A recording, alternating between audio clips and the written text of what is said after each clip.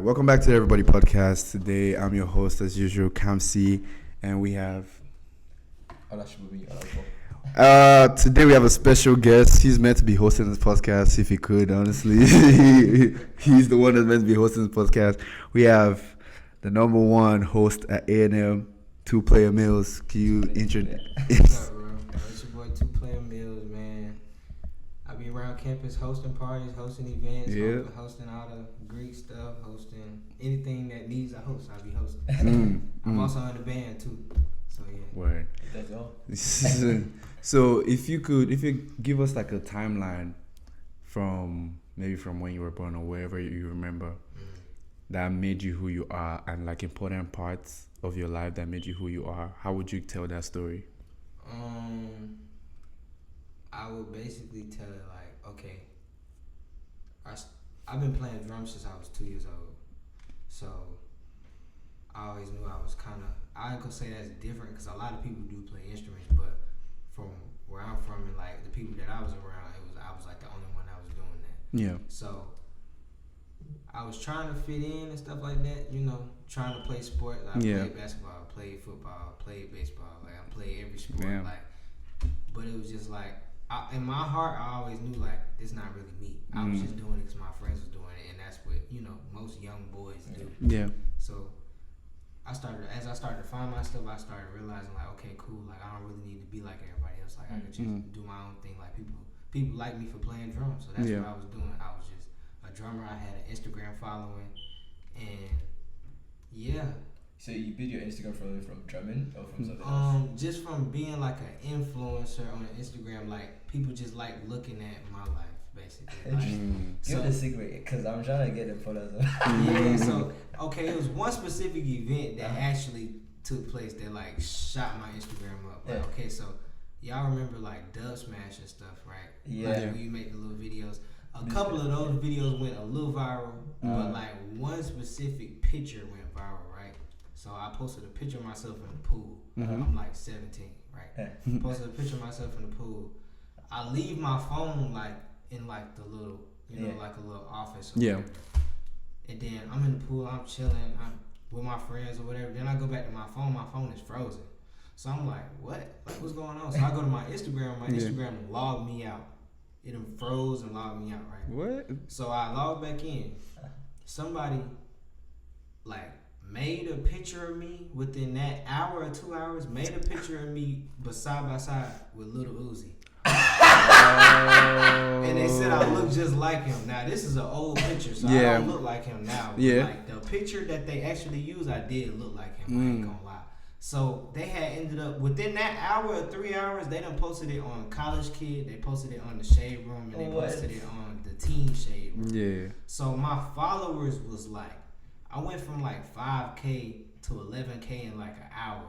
Dang. Then I refreshed my page, it was like 12K. I refreshed it again, it was like 13K, like within like a day. Damn. And then like over time, it just kept growing. And then now I'm at 17. So it's just like, who does it like? I don't know, man. So yeah, that was the event that took my Instagram following up, and then after that, I just kept feeding people what they wanted. Like I just kept putting funny videos out there. I made a YouTube. I've been posting on YouTube forever, but I started taking it serious. Like 2020, around like COVID, around that, started taking it serious and just putting content out there, little voiceovers, just pictures of me. Like I made sure I always posted something, whether it was a poll on my story, something, just to keep people engaged, just to keep people on my page. Then I started making money from it. So reels and stuff like that. And then that's how I got into TikTok. Now I was really against TikTok. Why that? When it was first out, it was just people dancing, and I could dance and stuff, but I was like, nah, like I'm cool. I thought I was too cool for TikTok. Yeah. But then when I started getting on there and I started seeing people like making funny videos, doing stuff that I was already doing, I'm like, okay, I can get with this, like little voiceovers and stuff like that. And then within like 4-5 months, I hit like 50K, and then the next 2-3 months, I went viral on one video and it took me all the way up to 100K. And now I'm at 130K. Now I'm not as consistent on there as I should be. Yeah. But I started making money from that. So it was just like people from TikTok started going to my Instagram, and then some people started connecting the dots. Like, you the dude that look like Lil Uzi. Yeah. But yeah, so yeah, that's really. Have you ever met Uzi?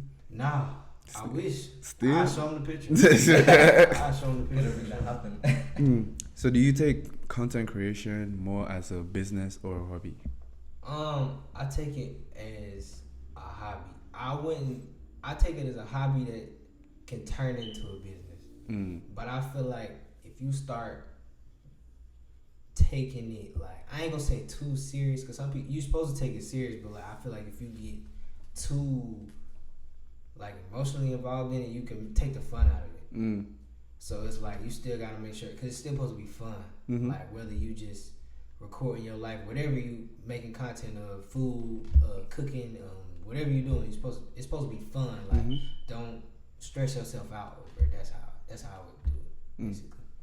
Like, you can still content create, post when you want, make money from it. If it does well, it doesn't.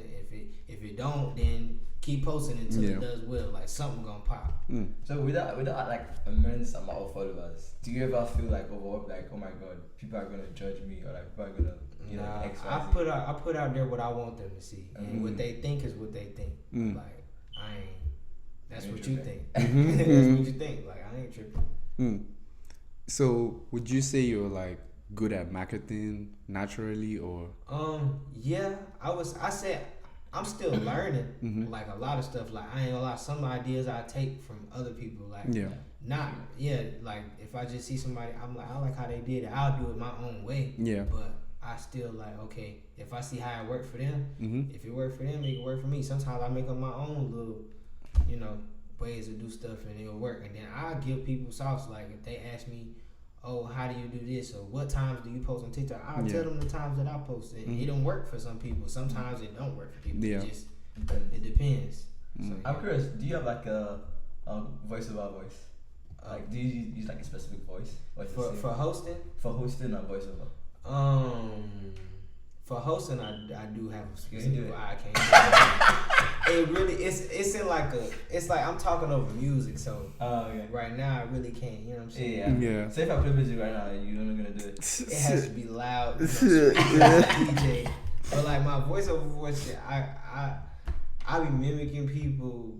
Who can you talking like an old man? Do the old man. Do the old Do the man? old man. Yeah, like, ask me a question. How did they go? It was going good. Hey, do that Caracas from Buddha. Yeah, I know. Yeah. I can't do Uncle Ruckus that good. Try it. I'm trying to no nickel. That was good. Yeah, you going off on people. That was good. What would you say what the worst gig you've taken is? What you mean? Like the one where you went back home and you were like, hell no, never doing this shit again. You talking about like a hosting? Yeah. One time I got booked back home to do like it was like a party, but the event never happened. Like, they kept. It was basically like falsely promoted. Like, they claimed they had this venue, they never really booked it.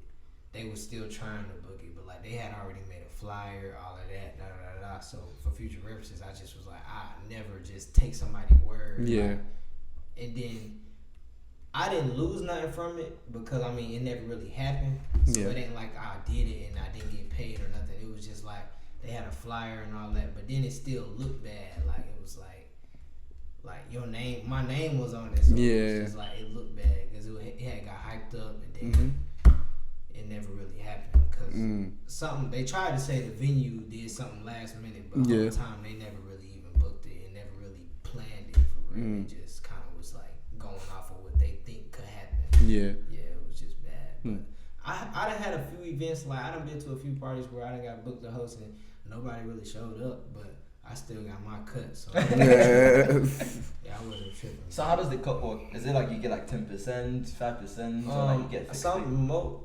Most of the time, I tell people a flat price. But if I'm like, let's say I'm like putting something into the party where like I'm selling sections and stuff like that, then I get a percent of what the party makes. But most of the time, if I'm just getting booked to host, like if it's just like we want you to come talk on the mic, I'm telling them a flat price, and it depends on the event. Like if it's a long event, like a all day event, I'll charge about an hour. But if it's just a party, I might just give them a flat price. Or if it's like a talent show, all of it is different. Yeah. So from like last year earnings and parties, how much would you say made if you gave us like a ballpark range? I don't got no money.